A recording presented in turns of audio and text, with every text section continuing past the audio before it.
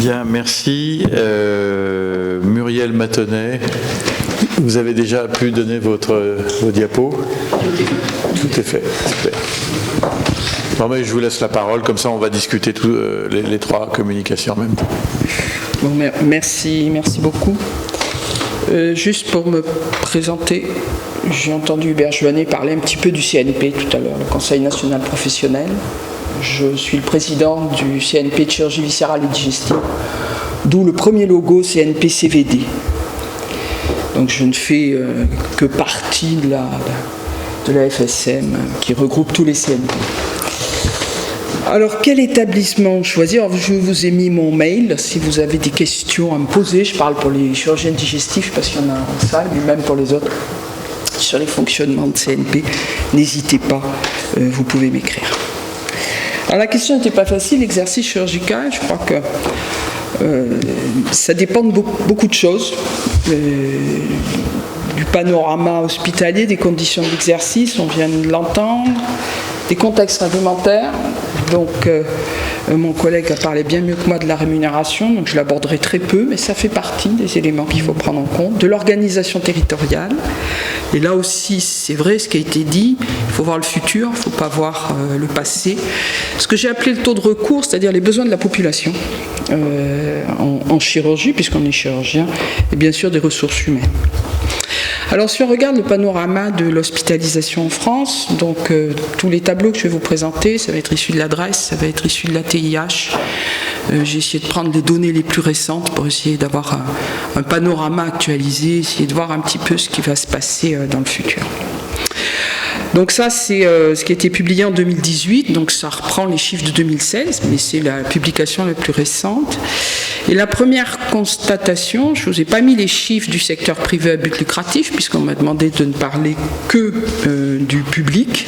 Et le public, ça comprend les CHR, CHU, les CH, les CLCC, les privés à but non lucratif, ce qu'on appelle les ESPIC. Et vous voyez que ce n'est pas les CHU et CHR régionaux qui ont la plus grosse capacité, mais ce sont bien les CH, tous les centres hospitaliers qui maillent la France, 955, avec un nombre de lits de 143 000, donc le double finalement des capacités des hôpitaux universitaires ou régionaux, un nombre de places correspondant. Et vous voyez que les ESPIC, enfin les CLCC, c'est les centres anti-cancer, et non anticancéreux, bien sûr. Il y en a 21 et ça représente 2727 lits. Donc vous avez les chiffres en regard du but. Si on regarde donc la catégorie et ce que font un petit peu ces établissements publics, donc je ne parle que du public, on voit que là aussi, c'est les centres hospitaliers, donc des centres locaux, départementaux, qui assurent quand même 35% des séjours et énormément d'urgences, 60% des urgences. Les urgences, c'est majoritairement assuré par le secteur public et un peu moins par le secteur privé. Je ne vous parle pas de la crise des urgences, qui date maintenant de peut-être plus de 8 mois et qui a un peu poussé tout le monde et tout l'hôpital public dans la crise dans laquelle il est, ou du moins les revendications. Vous voyez, les urgences, les cliniques en assurent 12% versus quasi 80% pour le public. Pourquoi je vous parle des urgences? Parce que, étant chirurgien digestif de spécialité, chirurgie digestive, c'est plus de 50% d'urgence. Donc c'est aussi un élément à prendre en compte. L'orthopédie aussi, c'est quand même un gros volume, je ne sais pas s'il y a des orthopédistes d'urgence. Et cette activité est surtout assurée donc par des hôpitaux donc de proximité. Vous voyez, CH, clinique, etc. part de l'activité de proximité dans le total, mais c'est variable, c'est hétérogène en fonction des régions, des zones hospitalières, de la densité de population. Et si on dit dans le public ou dans les CHU, c'est là où on fait que l'innovation, alors c'est vrai qu'il y a quand même quelques belles premières dans les CHU, ça faut le reconnaître. Et si je vais en privé, je ne pourrai jamais faire de l'innovation. Monsieur Joannet l'a dit, on a tous envie de faire des choses. Vous voyez que dans les cliniques, on fait quasi autant d'innovation que dans les CHU ou dans les CH. Donc, il n'y a pas de problème, même si vous êtes dans les petits ICH, ou les CHU, ou les cliniques, vous pourrez faire de l'innovation. Les besoins en chirurgie, c'est ce que j'ai appelé le taux de recours, c'est comme ça qu'on l'appelle, dépend bien sûr directement des bassins de population. Ça, c'est une évidence. Donc, vous avez la carte France, et comme j'exerce en Nouvelle-Aquitaine, j'ai fait le focus sur la Nouvelle-Aquitaine. C'est normal, je n'allais pas le faire sur une autre région. Donc, vous voyez bien que le taux de recours dépend, le taux de besoin en chirurgie, toute spécialité confondue, dépend bien sûr de là où il y a le plus de monde. Bon, Creuse-Corrèze, il n'y a pas grand monde chez moi, donc, mais par contre, autour de Bordeaux, il y a du monde.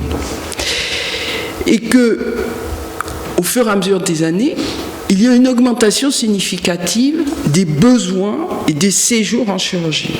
Vous voyez le nombre de séjours entre 2012 et 2016, ça c'est les pourcentages, une augmentation de 85% des besoins de population. La population augmente, la population vieillit, la population a besoin de plus de soins et de plus de soins chirurgicaux, globalement.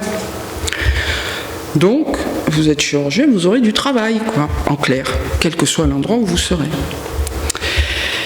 Et que le taux de recours, le besoin, c'est beaucoup, le premier, c'est sur l'appareil digestif, que ce soit médical ou chirurgical. Répartition des séjours annuels dans les services de soins de courte durée en MCO, médecine, chirurgie obstétrique.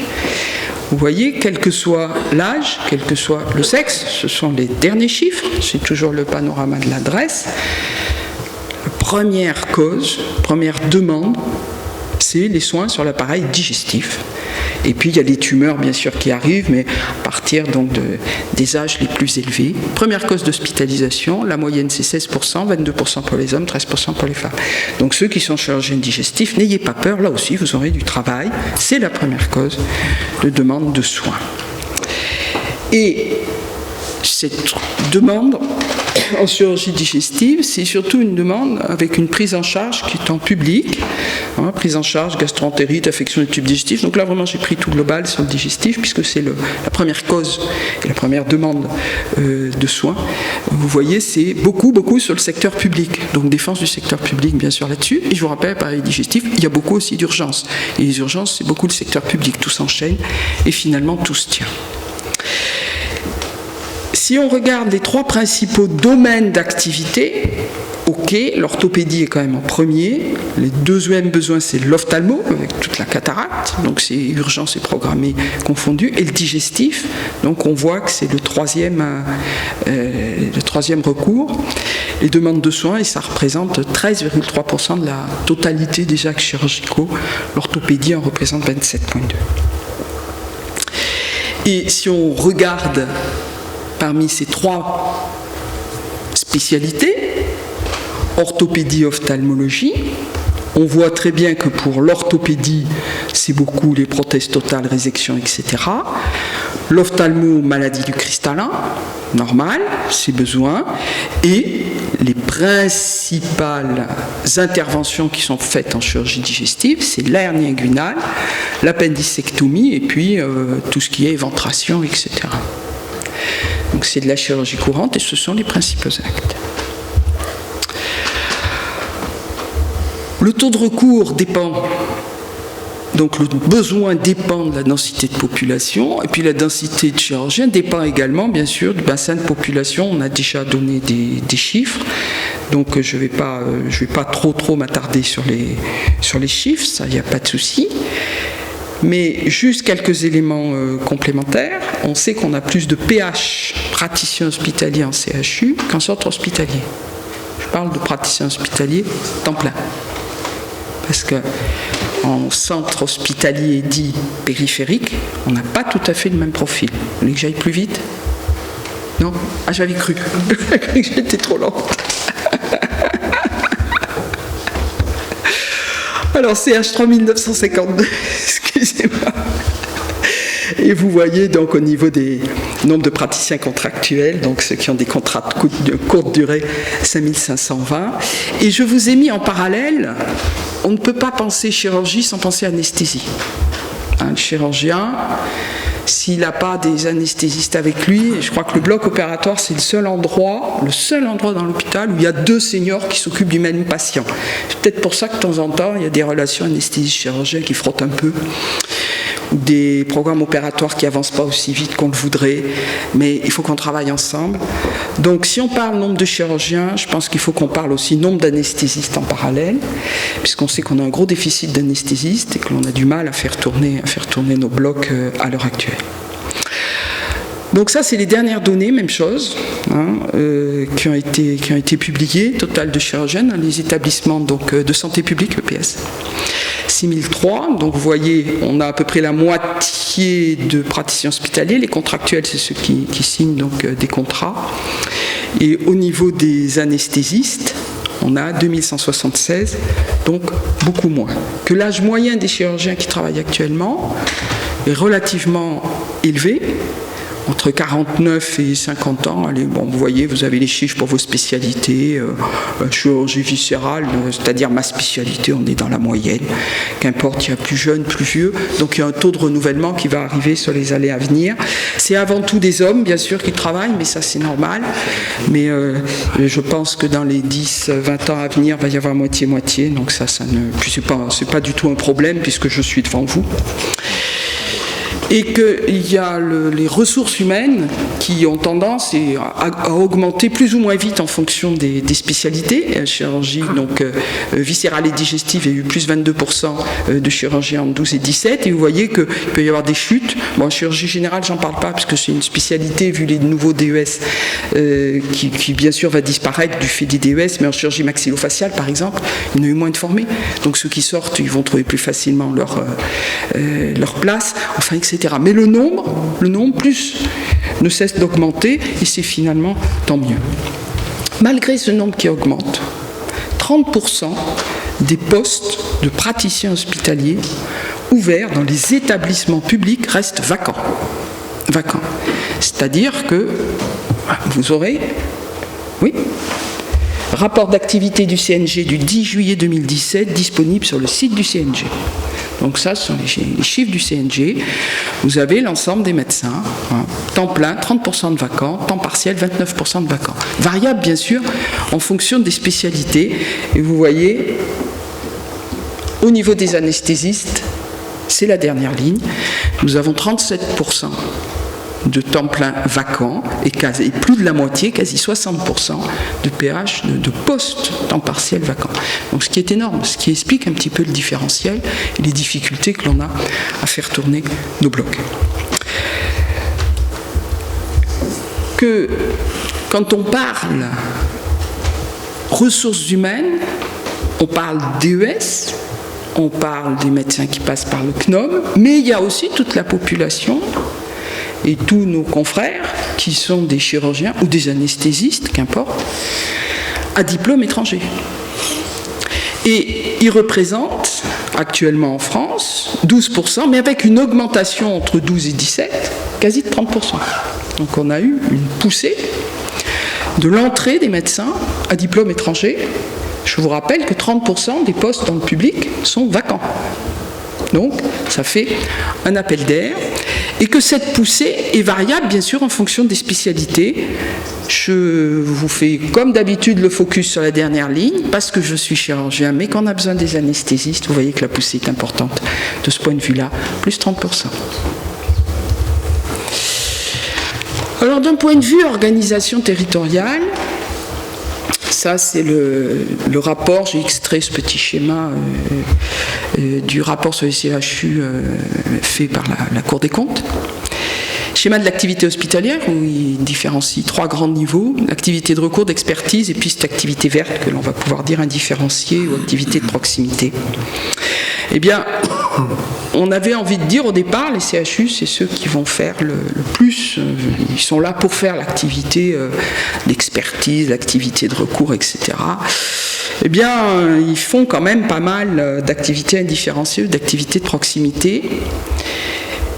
certes, ils vont aussi assurer l'activité de recours, les patients qu'on leur adresse, ceux qui sont un petit peu difficiles à prendre en charge ou qui ont besoin de réanimation. Certes, c'est assuré par les CHU, mais cette activité de recours d'expertise ou indifférenciée, j'ai envie de dire de proximité, et c'est ce qu'a dit également mon collègue tout à l'heure, va varier en fonction de l'endroit où l'on exerce. C'est évident, à Paris, il y a des hôpitaux, Paul Brousse par exemple, une activité, vous n'allez pas à Paul Brousse pour vous faire opérer d'une hernie inguinale, ça ne va pas marcher, enfin moins bien marcher je pense. Mais dans des hôpitaux, des CHU plus petits, Saint-Étienne, Limoges, dont je fais partie, mais c'est sûr qu'on a toute cette casquette et on est obligé un petit peu de tout couvrir. Alors est-ce qu'on a toujours raison ou pas? Peut-être pas, j'ai l'impression que on va nous demander avec les autorisations d'activité de resserrer sûrement nos champs. Resserrer nos champs parce qu'actuellement, et c'est ce qui est affiché, le but du ministère, mais le ministère c'est la politique globale de la santé, c'est bien de rationaliser l'offre de soins, pour essayer de développer la gradation des soins entre les établissements. Actuellement, on est en discussion sur les autorisations d'activité, la gradation des soins, je ne vous le cache pas, les discussions sont en cours, ça va finir par aboutir et les établissements ont leur autorisation d'activité pour 7 ans. C'est-à-dire que si un établissement n'a plus l'autorisation de cancer, là, il ne pourra plus faire du cancer. Et tout ça, c'est des choses qui doivent être discutées. Et rationaliser la gradation et rationaliser l'offre de soins. Je vous ai montré les cartes de France avec tous les petits points, il y en a un petit peu partout, etc. Il y aura sûrement des établissements qui devront peut-être changer d'orientation, peut-être fermer, on ne sait pas encore, qu'importe. Mais en tout cas, il y a des schémas régionaux et ça, c'est en cours de discussion. Le deuxième élément qu'il faut bien avoir en tête, je vous ai dit, le secteur public, c'est pas parce qu'on est en CH qu'on ne peut pas faire d'activités innovantes. Beaucoup de gros CH, c'est ce que j'appelais les gros CH, font une activité identique, voire supérieure à des activités de CH avec un U derrière. Et même certains CH, centres hospitaliers non U, réussissent maintenant à avoir des postes de professeurs universitaires rattachés à l'université. Un petit peu comme les CLCC, les ESPIC, peuvent avoir des postes de professeurs des universités. Donc ça veut dire que le public, ça ne se limite pas au CH avec un U, mais il peut y avoir, et il y a des possibilités d'exercice qui peuvent être très intéressantes sur les CH ou sur les CLCC. Exemple, pas de différence significative en matière de proportion d'activité de recours et d'expertise dans les CHU de Nîmes, de Brest, de Poitiers, Martinique, Guadeloupe et les CH de Colmar, d'Annecy, Pontoise. Que la création et le renforcement de cette entité groupe hospitalier de territoire, ça donne vraiment une nouvelle dynamique, puisque on a le groupe hospitalier de territoire, mais qui parle groupe, parle activité en territorialisation des équipes. Et ça, c'est très important, porteuse de mobilité et de modularité. Parce que j'ai acheté, donc j'ai mis permettre, alors c'est ce que j'ai repris, redistribution des activités de soins entre les établissements, donc optimise l'utilisation des moyens humains et des ressources, favorise l'efficience et la performance, favorise la spécialisation et les filières, gage de qualité, sécurité. Oui, alors je vais prendre l'exemple de la chirurgie digestive, parce que je suis chirurgien digestif, et de mon service, c'est très simple. Sur tous les praticiens, j'ai 80% des praticiens, assistants, etc., qui sont partagés, c'est-à-dire qu'ils vont aller exercer 2-3 jours, ou ça dépend de l'accord que l'on a, dans divers hôpitaux périphériques du GHT, et qui sont ravis. Les patients compliqués, ils les ramènent sur le CHU. Quand ils sont en périphérique, ils n'ont plus les PU sur le dos, donc là, ouf, ils soufflent. Donc finalement, tout le monde arrive à s'y retrouver, et les périphériques sont ravis parce que ça leur apporte des clients, de la patientèle, évidemment, puisque les médecins généralistes qui sont installés dans le pourtour du petit CH savent que les gens du CHU arrivent et n'envoient plus leurs patients au CHU, ils les envoient à ceux du CHU qui se déplacent. Donc c'est vraiment du gagnant-gagnant pour la qualité, pour la sécurité des soins, pour les équipes, pour la qualité de vie au travail. Les conditions d'exercice, je ne vais pas en parler parce que mon collègue en a très très bien parlé. Les primes d'engagement, les primes d'exercice territorial, vous avez vu combien ça peut rapporter. Alors je terminerai juste, c'est ma diapo de fin. Pourquoi choisir l'exercice public? Puisque c'était la question qu'on m'avait posée. Et là, j'ai essayé de faire un vote. C'est ce qu'on demande un petit peu dans les projets scientifiques, où on nous demande de faire notre auto-évaluation en essayant de déterminer les forces, les faiblesses, les opportunités et les menaces. Alors ce sont que des idées bien sûr qui sont lancées, mais je crois que la grosse force du public, c'est le maillage territorial qui est solide. Vous avez vu, il y en a partout. On a des CH, des ESPIC, de la taille des CHU, on peut faire de l'innovation, ça c'est vraiment une très grande force. Que l'opportunité, il y a des postes vacants qui permettent de choisir et donc de se tromper. On n'est pas bien là pour X raisons, personnelles, on peut se tromper. Qu'il y a des conditions salariales attractives, on vous en a parlé. Qu'il y a la structuration des équipes territoriales, ça c'est le futur, c'est vous. Moi je suis dans le passé maintenant.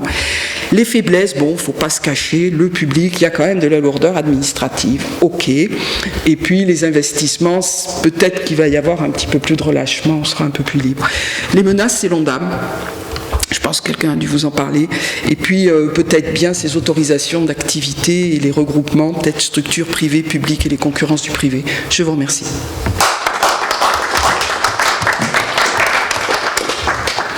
Bien, merci beaucoup. On a quelques minutes de discussion. Est-ce que... Non, restez ici. Oui, ou quoi? Ou non, venez vous mettre ici. Ah non, je vais mettre là. Oui, quoi, non, mais quand ça c'est... Voilà. Je ne voulais pas gêner. Voilà, non, pas gêné. Oui. Gabriel. Oui.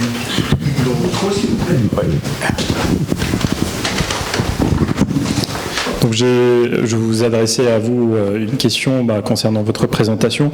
On sait très bien qu'il y a des étapes pour devenir PUPH, mais la réalité du terrain, et on a déjà entendu parler, voire on a des exemples, il y a des PU qui ont été nommés contre l'avis du CNU. Pourquoi? Comment? Et c'est une réalité. Donc... Comment, surtout? Bon, écoute, j'avoue que tu parles peut-être de questions très particulières. Je ne vois pas comment ça peut arriver, quoi. Je sais pas d'expérience. Je peux répondre. Tu as peut-être... Ah bah attends, on veut peut-être Henri a des... Non, mais c'est une bonne question, mais franchement, théoriquement, c'est pas possible. L'avis du CNU, certes, ne s'impose pas au ministère de l'enseignement supérieur et de la recherche. Alors, il y a un petit... à partir du moment où on rentre dans la carrière de MCU, PH ou de PUPH, MCU, PH, pendant 1 an, on n'est pas titulaire, on est stagiaire, et puis il faut une décision du conseil de gestion de la faculté pour être titularisé. Et PUPH, à partir du moment où, dans le livre d'or, votre nom est inscrit au journal officiel, vous rentrez dans la fonction publique et vous êtes... vous êtes fonctionnaire, contrairement au statut de praticien hospitalier où ils ne sont, je me tourne vers Monsieur Papin pour être sûr que je ne dise pas de bêtises, mais les praticiens hospitaliers sont assimilés à la fonction publique hospitalière, vis-à-vis... Si, voilà. Ils ont à peu près tous les mêmes avantages. Mais ayant été, bien sûr, membre du CNU et président... à ma connaissance, je ne connais pas de nomination dans nos disciplines chirurgicales où un candidat ou une candidate a été retoqué, si je puis dire, au CNU et ait été nommé. Alors il y en a qui sont retoqués, qui repassent et qui sont nommés, mais vous avez un exemple précis probablement en tête. Oui, bien sûr, mais je vais éviter puisqu'on est filmé, donc on fera ça en off. C'est pas la peine. Non, mais je veux pas de nom. Objectif, hein. Non, pas de nom. C'est. Bon. Mais, oui. Oui, pardon. Donc je prends juste la parole. Je vous ai parlé du public, je n'ai pas parlé des PU. Je prends la parole parce que je suis membre du CNU de chirurgie digestive depuis un petit moment maintenant. Je n'ai jamais vu de nomination de PU si le CNU disait non. Par contre, j'ai vu, et je sais, puis ça se fait passer dans mon CNU, que des candidats arrivaient avec leur poste, le poste ouvert, donc publié au journal officiel, mais pour qui le CNU a estimé que le niveau scientifique et pédagogique n'était pas suffisant, on ne va pas évaluer la clinique, et que l'on n'a pas pris. Et qui n'ont pas été nommés. D'accord ? C'est-à-dire, en clair, c'est pas parce que vous arrivez devant le CNU avec votre poste, qu'obligatoirement vous êtes nommé. Ça, c'est quelque chose de très important. Maintenant, vous avez le problème des PU associés, des professeurs universitaires associés, qui ne passent pas devant le CNU, ou à titre étranger, ils sont nommés sur un temps court, enfin, etc. C'est une analyse de dossier, ils n'ont pas d'audition complète, ça c'est autre chose. Après, qui gardent et qui, parce qu'ils en ont envie, leur titre de professeur, alors qu'ils n'ont pas le droit, c'est également autre chose. Alors, je partage tout à fait votre analyse, madame, bien sûr. Pour compléter aussi ma réponse, à partir du moment où il s'agit d'un concours dans la fonction publique, donc la fonction publique, soit hospitalière, les PH étant assimilés, ils ont un concours, ou pour les PU, c'est le ministère de l'Enseignement supérieur et de la Recherche, et là vous rentrez dans le corps des fonctionnaires d'État, vous êtes protégé. Vous savez que pour virer un PU, c'est impossible, quoi. Enfin, c'est une fois que vous êtes titularisé, enfin, sauf cas particulier, bien évidemment. Mais, encore une fois, comme tous les concours, il peut y avoir plusieurs candidats. Et le CNU, et ça arrive ça, donne des validations sur plusieurs candidats ou candidates sur un seul poste ouvert. Alors vous allez me dire qui décide. Alors qui décide? C'est d'une part, on prend l'avis du conseil de gestion de la faculté de médecine. Alors bien sûr, nous sommes toujours dérogataires. Hein. C'est la Sainte Trinité, enseignement, soins, recherche, qui est dans la Bible de l'ordonnance de 58, qui a été annexée au Code de l'éducation. Hein. Ça, c'est intouchable.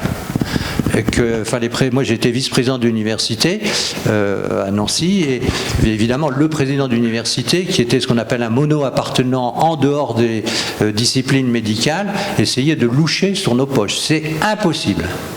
Alors donc, pour en revenir à l'exemple, vous avez deux candidats. Comment ça se passe? On demande l'avis de la CME locale, du CHU, et l'avis du conseil de gestion. S'ils sont d'accord pour se mettre sur un candidat, c'est terminé. Parfois, il arrive que le conseil de gestion donne un avis qui est différent de celui de la CME. Que se passe-t-il? Heureusement, tout a été prévu dans la réglementation de l'enseignement supérieur et de la recherche. C'est un comité restreint qui réunit le directeur de l'hôpital, le doyen et le président de la CME, qui doit définir... c'est donc 3 personnes qui vont choisir le candidat. Voilà comment ça se passe en pratique. Merci. Donc ça vous paraît un peu complexe. Merci Henri. Non, mais c'est parfaitement simple. Moi, je n'ai jamais vu non plus, j'ai fait partie du CMU comme vous, de gens nommés. Enfin bon, je crois qu'on va arrêter de parler de... Parce que là, on a peut-être d'autres questions importantes par rapport à la fonction... Je voudrais revenir sur les GHT. Oui. Avec François Richard, on a beaucoup travaillé sur cette question à l'Académie. Et je félicite Muriel pour son exposé et surtout son expérience qu'elle a développée autour de Limoges dans la constitution de son directeur. Non, c'est très intéressant. Et ça peut vous rassurer sur la façon de travailler collectivement, sans isolement, dans des petits hôpitaux périphériques. Ça, c'est très, très important. Donc, c'est un très bon exemple. Mais nous avons aussi insisté, à ce moment-là, quand on a travaillé sur cette question, sur le partenariat avec le privé. Car il y a des territoires qui sont très forts sur le plan hospitalier et pas assez sur le plan privé, et inversement. Et donc, je crois qu'il est très important que dans chaque territoire, il y ait la possibilité de marier les deux compétences, les deux expériences. Est-ce qu'il y a d'autres questions? Oui. Oui, je voulais revenir sur la notion de praticien clinicien, et à ce que j'ai compris, en fait, ça ressemble beaucoup un peu au praticien hospitalier qui a un exercice libéral, en fait, au sein du CHU. Non. Voilà, si vous pouvez expliquer un peu la nuance entre les deux, parce que j'ai l'impression que ça n'a rien à voir. C'est un contrat qui est établi entre le directeur d'un établissement et un chirurgien par rapport à 2 critères, premièrement une activité et deuxièmement des objectifs. Et en fait, il va être rémunéré en fonction de la validation de ces objectifs, qui peut être plus ou moins simple, mais généralement qui sont assez faciles, car le directeur d'établissement souhaite développer sa chirurgie. Il faut pour cela, il y a quand même une condition que je n'ai pas citée, qu'il n'y ait pas d'alternative sur le territoire et qu'il n'y ait pas d'activité retenue sur le territoire. Donc il y a de plus en plus cette notion diminue. On peut très bien voir par exemple en orthopédie, pas de chirurgien de la main sur le territoire, plus ou moins. On veut un chirurgien de la main, on engage un jeune qui sort de l'université directement comme PH à un PH clinicien pendant 6 ans, ce qui lui permet d'éviter le 4e, 5e, 6e, 7e, etc. échelon, comme ça il peut arriver tout de suite à des revenus, et deuxièmement après il peut aller sur une activité, cette fois-ci PH plus activité libérale. Ça n'a strictement rien à voir. Mais alors justement, les contrats, enfin la validation des objectifs qui sont compris dans les contrats, en tant que praticien clinicien, sur plan concret, ça peut être quoi par exemple? Tu fais un nombre minimum d'actes, tu t'engages, voilà. Tu t'es dit, voilà, c'est le problème, c'est qu'un directeur d'hôpital veut faire vivre son bloc opératoire. Donc il a 2 problèmes. Aujourd'hui, il a le premier problème, c'est les anesthésistes. Donc aujourd'hui, il fait des contrats particuliers avec une validation jusqu'à 3 fois le salaire du PH par jour. Et deuxièmement, pour motiver ou développer une activité, il peut avoir l'utilité de faire des contrats avec des chirurgiens qui viennent exercer à temps plein, c'était marqué, sans activité libérale, pour développer une activité. Et 6 ans, c'est ce qui est pas 3 ans, c'est un petit peu court. Voilà. C'est aussi pour faire une sorte de petite concurrence avec des activités privées, et surtout parce qu'il y a une fuite des cerveaux vers le privé, parce que la lourdeur administrative fait que souvent je vais pas dévoiler un petit peu, mais les jeunes chirurgiens veulent avoir une certaine liberté. Et ils ont aussi des rêves, peut-être, et donc ils veulent assouvir leurs rêves. D'accord. Hubert. Oui, moi je vous trouve un peu pessimiste, parce que j'ai l'impression que l'exercice à l'hôpital, en fait, il va... D'ailleurs, je trouve que Muriel, tu l'as très bien montré, il va être assez varié, c'est-à-dire qu'on peut faire des interventions très élaborées à partir du moment où on est dans un hôpital d'un certain niveau, bien sûr. Et puis faire vivre aussi le petit hôpital du coin avec des actes simples qui vont rendre service à la population. Et donc c'est un exercice qui est assez, finalement assez variable et pas du tout désagréable, parce que quand on va à l'hôpital de Magny-en-Vexin ou de Gisors, on a une vision de la médecine qui est assez différente de celle qu'on a quand on est à la Pitié ou dans un hôpital. Et je voudrais juste vous poser une question. Donc, quel est votre point de vue là-dessus? Et puis, alors, juste une petite question plus précise. Tu as parlé de Master 2. Donc, Master 2, bon, on comprend bien, mais ça dure combien de temps? C'est contraignant? Enfin, voilà. Ça, c'est un autre sujet. La première partie de la question. Donc, première partie de la question, donc le commentaire, moi je suis tout à fait d'accord. Tout à fait d'accord. Je suis pour les assistants partagés parce que je crois que tout le monde y gagne. Je suis contre les assistants partagés parce que sur le coup, moi qui suis au CHU et qui ne suis pas partagé, j'ai un glissement des tâches et je me retrouve avec beaucoup moins de personnes dans le service à faire le travail de l'interne, du chef, etc. Mais voilà, il ne faut pas voir que sa vision personnelle. Je crois que c'est un vrai bénéfice. Les groupes hospitaliers, les équipes hospitalières territoriales, pour moi, c'est vraiment un vrai bénéfice. Vraiment. Oui, Philippe Noir l'a rappelé, et tu es très concerné, mais effectivement, les projets d'organisation territoriale de la chirurgie qui sont à venir favorisent cet exercice. Pour répondre à ta question sur les masters, donc le master 2, ça dure 1 année. Avant, on pouvait le faire en même temps que son poste d'interne, mais maintenant, de plus en plus, les directeurs des écoles doctorales veulent que ce soit 1 année séparée, donc ça peut être 1 année recherche. Et puis pour faire le master 2, il faut avoir un master 1 qui correspond à 3 certificats qu'on appelle des CPR. Donc ça prend, pour avoir un master 2, il faut s'y mettre 2-3 ans à l'avance, facilement. Moi, je voudrais poser une question par rapport à l'activité des praticiens hospitaliers en ce qui concerne la recherche et l'enseignement, parce que beaucoup de praticiens sont impliqués. Et donc j'aimerais avoir ton avis là-dessus.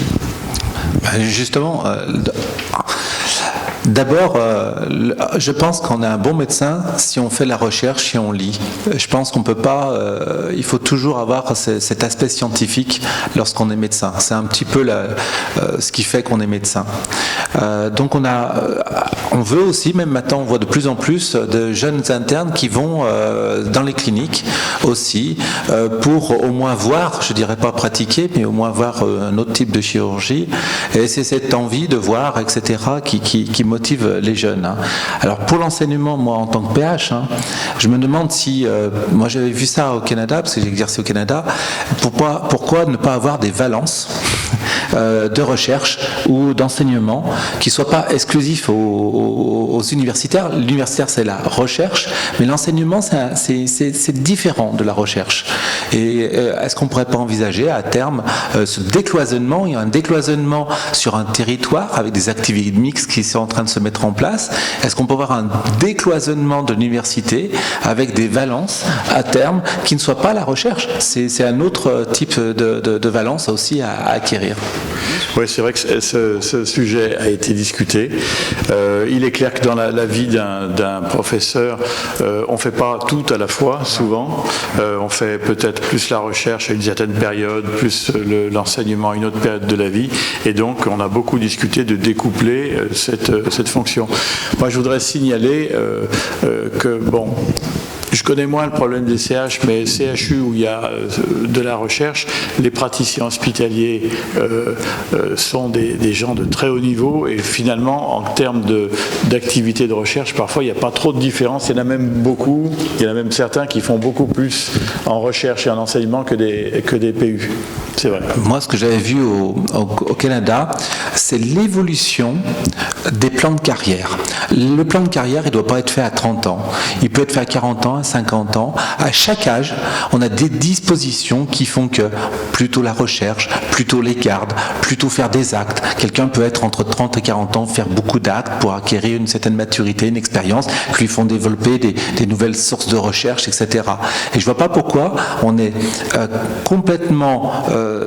comment dirais-je, catalogué tout de suite, initialement en PU, PA, PH, etc. à 30 ans, et on ne sait absolument pas comment vont devenir les PH, comment vont se transformer, et peut-être, on parle de décloisonnement territoriaux, on n'a pas encore ce décloisonnement des mentalités sur l'évolution des carrières. Dans le privé, aujourd'hui, dans les industries, on dit, vous ferez plusieurs métiers, vous ferez plusieurs... Pourquoi, en médecine, on ne peut pas penser aussi qu'on se décloisonne au niveau de l'enseignement, de l'université, etc. Mais là, oui, Henri, si tu veux faire un commentaire. Là, non, mais il n'y a pas de problème. Mais Patrice, tu connais la réponse. C'est effectivement le statut et les normes qui existent. Je veux dire, c'est comme ça. Ceci étant, moi je me tourne vers les jeunes. Par exemple, pour la carrière de praticien hospitalier, vous avez la possibilité effectivement de faire de l'enseignement et de la recherche, comme tu viens de le dire. C'est tout à fait possible. Et vous avez aussi la possibilité d'être reconnu statutairement dans cette fonction. Alors ça, c'est au niveau des facultés de médecine. Vous pouvez être nommé ce qu'on appelle attaché d'enseignement, renouvellement tous les ans par le conseil de gestion, ou chargé d'enseignement, renouvellement tous les 3 ans par le conseil de gestion. Et enfin, au niveau du Conseil national des universités, vous pouvez accéder aussi à un poste de ce qu'on appelle professeur associé, qui est choisi par l'ensemble des intersections. Enfin, je ne vais pas rentrer dans des détails.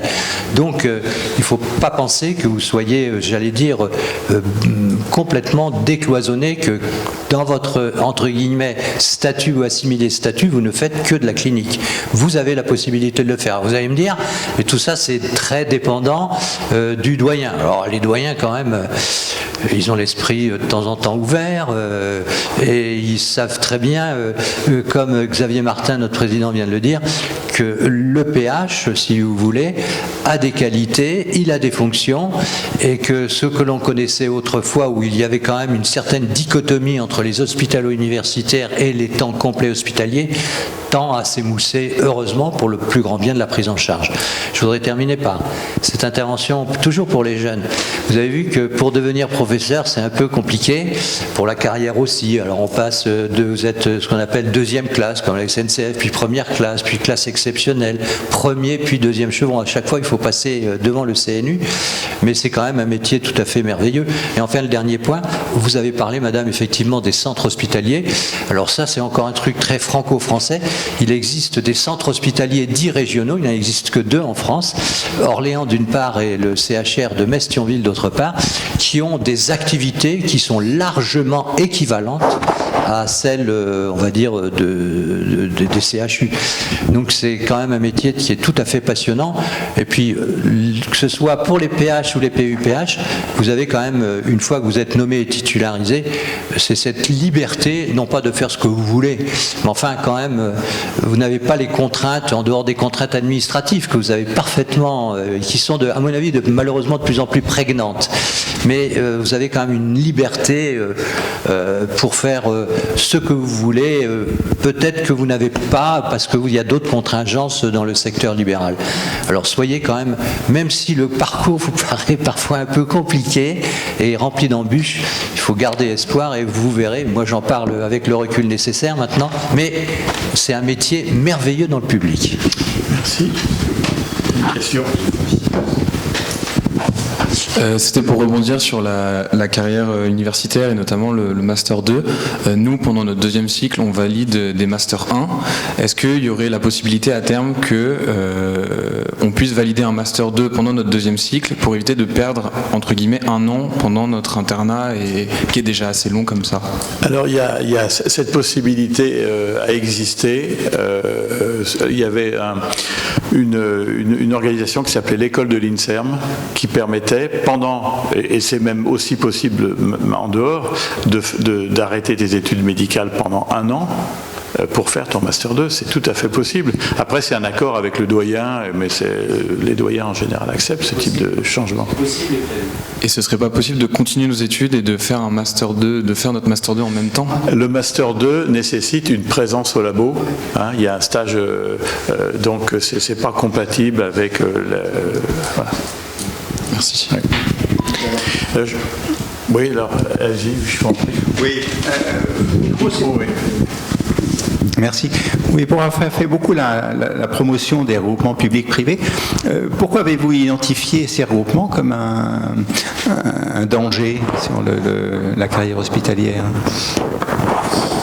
Dans votre dernier slide. La dernière slide, je ne sais pas si c'était un danger ou une menace. Ou une menace, oui, une menace. Pourquoi c'est une menace? Qui pour moi n'est pas tout à fait la même chose. Je ne crois pas que ce soit une opportunité.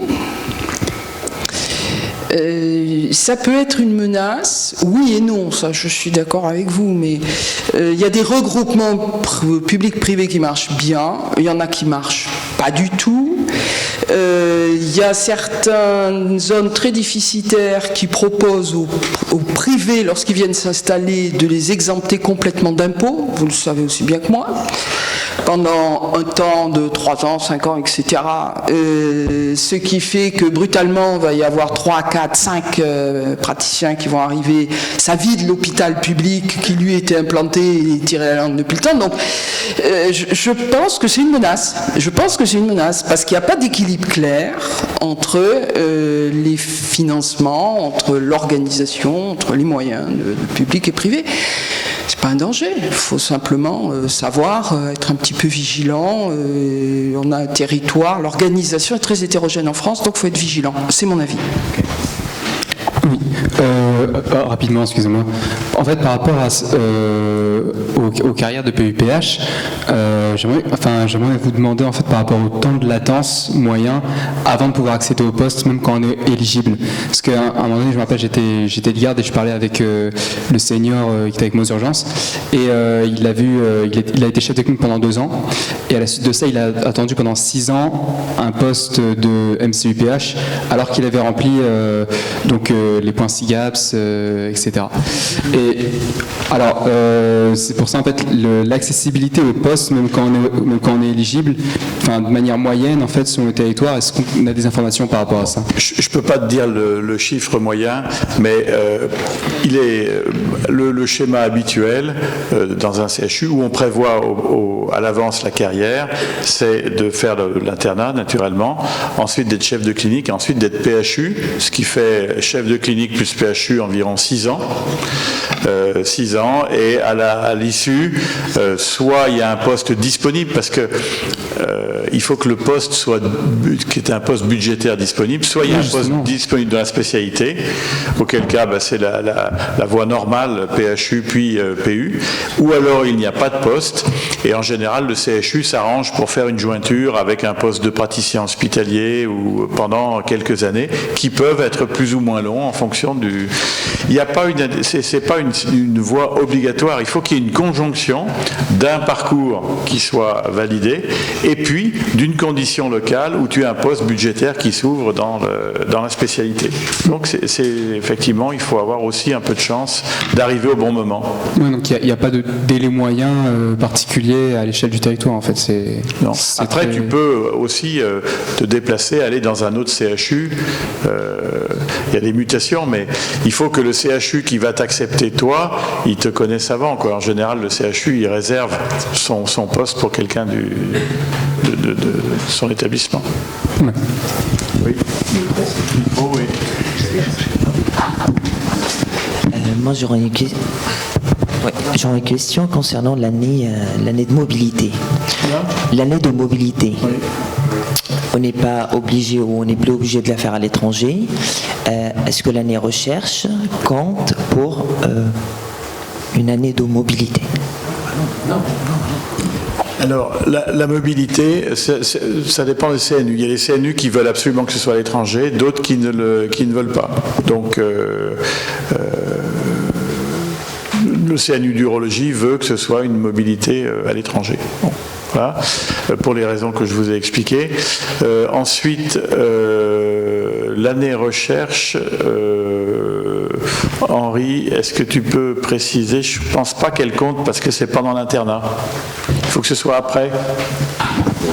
Et j'avoue que c'est un détail technique qui m'échappe. Oui, pour répondre à votre question, la mobilité fait partie d'un texte réglementaire, donc elle est obligatoire, ça fait partie des critères. Si vous voulez être nommé par exemple MCU-PH, contrairement au MCU des disciplines non médicales, vous n'êtes pas obligé d'avoir l'HDR et vous n'êtes pas obligé d'avoir la thèse, encore chez nous. Comment ce qui fait grincer des dents. Pour répondre à votre deuxième question, la mobilité est obligatoire. Et ça a posé d'ailleurs des problèmes. Alors, je n'ai absolument rien contre les Parisiens, mais vous savez que eu égard au nombre de CHU, la mobilité, c'était rive droite, rive gauche, quoi. Ce qui peut paraître un peu... Bah si, il y a eu des exemples comme ça, voilà. Alors, il y a des CNU qui demandent à ce que la mobilité soit faite à l'étranger, dans des services, et bon, il y a des financements qui peuvent être obtenus d'ailleurs pour ça. Et en ce qui concerne votre deuxième question, c'était l'année recherche. Non, oui. L'année recherche, à partir du moment où elle ne peut considérer comme étant une mobilité à partir du moment où elle s'effectue dans un laboratoire en dehors de votre CHU, mais en dehors de l'internat aussi. Parce que si c'est fait pendant l'internat, ça ne compte pas comme mobilité. Et autre précision... J'ai répondu à votre question. Oui. En dehors de l'internat, c'est-à-dire si on fait notre Master 2 après l'internat, c'est ça? Si vous faites un Master 2 à la fin, après l'internat, voilà. Mais il faut pas le faire dans la même université que votre université du CHU d'origine.